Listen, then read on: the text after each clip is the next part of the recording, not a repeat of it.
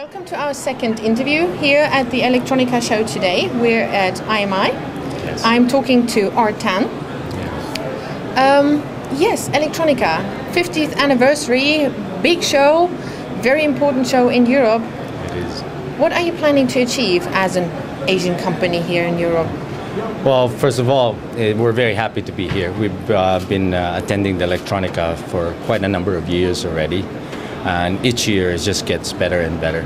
I think from a timing perspective, this year has been fairly significant because on a global economic basis, the world has actually recovered and is now doing better on different fronts. The European front in terms of not just Europe itself, but the European companies who are serving a global market.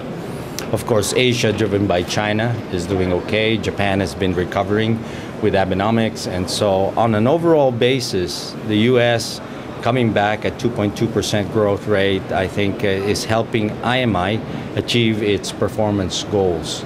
Now, you're right, we're here as an Asian EMS company, but technically we're Asian headquartered, but we're really a global EMS company. So we have our footprint geographically is in China +1, China and the Philippines. Mm-hmm. We have Mexico for NAFTA on our manufacturing side, but we do have a development center also in California. Mm-hmm. And then on top of that, we have our operations in the Czech Republic and in Bulgaria. And so that takes care of our European and in fact extends beyond just the Western European market, but all throughout the entire Europe, including the Baltic and the Eastern European side. So it is a very global company. It just so happened that we're still headquartered in the Philippines, and so we're still coming over as an Asian. We feel very much, and in terms of market segment, we serve about 50% of my total revenue is already from European partners. And so we're actually more European than we are Asian. Where do you actually have, which sector do you have the most European customers from? In the automotive sector. Automotive. And automotive sector is our largest market. It comprises about 40% of our total revenue. Will that increase? We anticipate it to increase more, primarily because of the focus of the company in targeted markets such as automotive, industrial, and telecommunication. And we continue to build our competencies around it.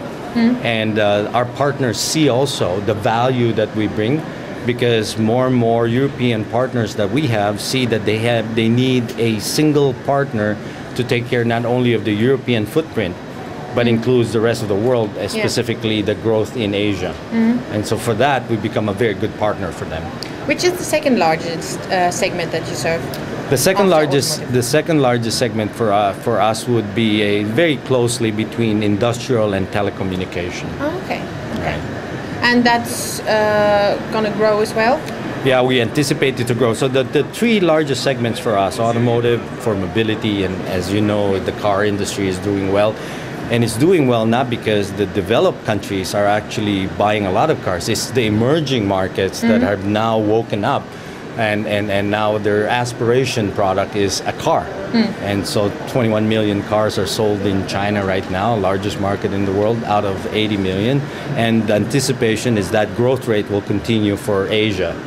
So we see that market to continue to evolve. The industrial and the telecom market for us also. For the industrial side, we're actually more centered towards the security side of the business, access control, and so on. And so, as you know, as the world economy grows, the need for higher level of security and asset management increases. And so that part of the segment for us grows on a global scale. And then the third portion that drives us is telecommunication. So the Internet of Things, as you know, the cloud base and everything, but what infrastructure requirement and backbone does it need? And that would be the wireless technology, the broadband, the cellular infrastructure, and that's the part that we serve. So we're very much aligned with the mega trends that are happening, and we feel that the world as a whole and the different pockets will come and develop independently, but overall, I think we're in the right segments. So one last question. Any major spending of money in the coming future? Well, currently we're in the process. We filed with the stock exchange in the Philippines to go for an IPO. Congratulations. So we're scheduled to try. We're trying to schedule our IPO in the very near future, and with that, we anticipate to raise some capital. And the capital that we're raising is primarily focused on using it either on both the expansion of our current organic capabilities, but at the same time we're looking at also looking at the verticals of where we could then expand the value add services that we can, primarily either on a technology basis or on a services basis. But by general, IMI, which has predominantly an EMS plus company, we're trying to diversify ourselves to managing the E portion of it and increasing the S side of it. Okay.